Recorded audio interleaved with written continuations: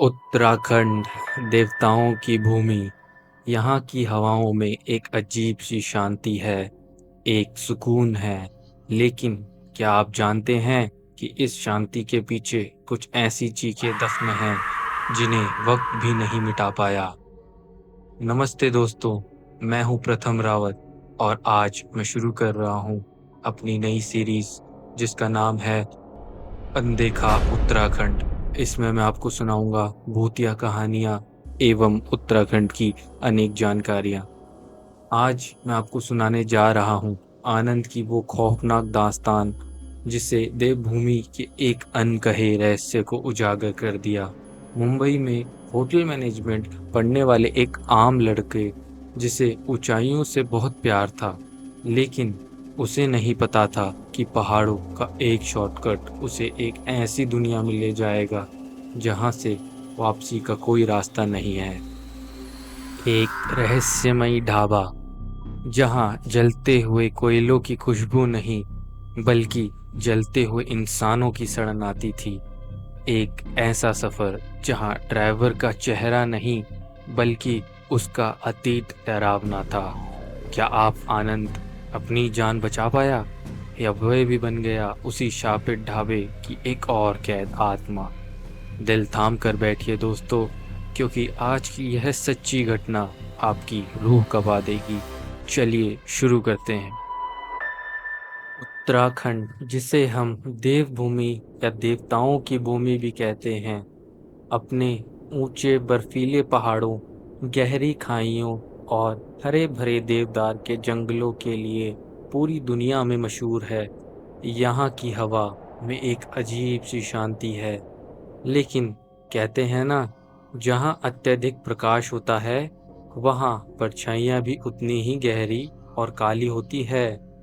इन खूबसूरत वादियों के सीन में कुछ ऐसे गहरे और खौफनाक रहस्य दफन हैं जिन्हें अगर कोई इंसान जान ले तो उसकी रातों की नींद हमेशा के लिए उड़ जाए। यह कहानी आनंद नाम के एक 22 वर्षीय नौजवान की है। आनंद मूल रूप से दिल्ली का रहने वाला था, लेकिन पिछले 3 सालों से मुंबई के एक नामी कॉलेज से होटल मैनेजमेंट की पढ़ाई कर रहा था। मुंबई की चिलचिलाती धूप, समुंदर की लहरें, पार्टियों का शोर और दोस्तों की भीड़, यही आनंद की दुनिया थी। लेकिन इन सब के बीच उसे सोलो ट्रैवलिंग यानी अकेले यात्रा करना, इस चीज़ का एक अजीब सा जुनून था। वह अक्सर अपनी बाइक लेता और किसी अनजान रास्ते की तरफ निकल पड़ता। उसे लगता था कि पहाड़ों की शांति उसे मुंबई के शोर शराबे से एक ब्रेक देगी। लेकिन आनंद को इस बात का जरा सा भी अंदाजा नहीं था कि देवभूमि की उसकी यह यात्रा उसके जीवन की आखिरी यात्रा होने वाली है। एक ऐसी यात्रा जहां से कोई लौटकर नहीं आता। अध्याय 1। वो मनहूस शाम और एक गलत फैसला। नवंबर का महीना था। उत्तराखंड के उस छोटे से हिल स्टेशन पर कड़ाके की ठंड पड़ना शुरू हो गई थी। शाम के 4 बज चुके थे और सूरज पहाड़ों के पीछे छिपने को तैयार हो रहा था। आनंद अपने होटल से निकला। उसने एक स्थानीय दुकानदार से पूछा था कि यहाँ का सनसेट पॉइंट यानी सूर्यास्त देखने की जगह कहाँ पर है। दुकानदार ने बताया कि मुख्य पक्की सड़क से वह जगह करीब 7 से लेकर 10 किलोमीटर दूर है और वहां पहुंचने के लिए कम से कम 2 घंटे लगेंगे। साहब, शाम होने वाली है। पहाड़ों में अंधेरा बहुत जल्दी गिरता है। कल सुबह चले जाना, दुकानदार ने एक अजीब सी चेतावनी भरे लहजे में कहा था। लेकिन 22 साल के खून में डर से ज्यादा रोमांच होता है। आनंद ने मुस्कुराकर उसकी बात टाल दी और अपना बैकपैक कंधे पर टांग कर निकल पड़ा। करीब आधे घंटे मुख्य सड़क पर चलने के बाद आनंद को थकान महसूस होने लगी। तभी उसकी नज़र सड़क के किनारे से कटकर नीचे जंगल की तरफ जाते हुए एक कच्चे रास्ते यानी एक पगडंडी पर पड़ी। आनंद एक अनुभवी ट्रैकर था। उसने अपने मोबाइल का कंपास चेक किया और अंदाजा लगाया कि यह कच्चा रास्ता सीधे उस पहाड़ी के एक दूसरी तरफ जाता है जहां सनसेट पॉइंट है। इस शॉर्टकट से मैं 40 मिनट में पहुंच जाऊंगा, उसने खुद से कहा। जैसे ही आनंद ने उस पगडंडी पर कदम रखा, मानो उसने एक अलग ही दुनिया में प्रवेश कर लिया। देवदार और चीड़ के पेड़ इतने ऊंचे और घने थे कि आसमान लगभग दिखना बंद हो गया था। जैसे जैसे वह जंगल की गहराई में उतरता गया, हवा का तापमान अचानक कई डिग्री गिर गया। आनंद ने अपनी जैकेट की जिप ऊपर तक खींच ली। करीब 40 मिनट तक लगातार चलने के बाद आनंद के पैर अचानक रुक गए। जिस पगडंडी पर वह चल रहा था, वह अचानक खत्म हो गई थी। आगे सिर्फ सूखी पत्तियां, कांटेदार झाड़ियां और अंतहीन पेड़ थे। उसने अपनी जेब से फोन निकाला। स्क्रीन पर नो सर्विस लिखा था। अचानक उसे एहसास हुआ कि जंगल में एक अजीब सा कान फाड़ देने वाला सन्नाटा पसर गया है। झिंगुरों की आवाज जो अब तक आ रही थी, एकदम बंद हो गई थी। परिंदों की चहचहाहट अब गायब हो गई थी। सिर्फ आनंद के खुद के जूतों की आवाज और उसकी भारी सांसें उस सन्नाटे को चीर रही थी। वह रास्ता भटक चुका था और पहाड़ों का वो खौफनाक घना अंधेरा उसे चारों तरफ से निगलने के लिए तैयार था। अध्याय 2। धुंध के बीच वो रहस्यमयी ढाबा। आनंद की धड़कनें तेज हो गई थी। वह घबराहट में बिना किसी दिशा के बस आगे की तरफ बढ़ने लगा, इस उम्मीद में कि शायद कोई सड़क मिल जाए। तभी ठंडी हवा के एक झोंके के साथ उसे एक जानी पहचानी खुशबू आई। तड़के वाले राजमा और उबली हुई पहाड़ी चाय की खुशबू। आनंद की जान में जान आई। उसने उस खुशबू की दिशा में तेज कदमों से चलना शुरू किया। कुछ झाड़ियों को पार करते ही उसकी आंखें फटी की फटी रह गई।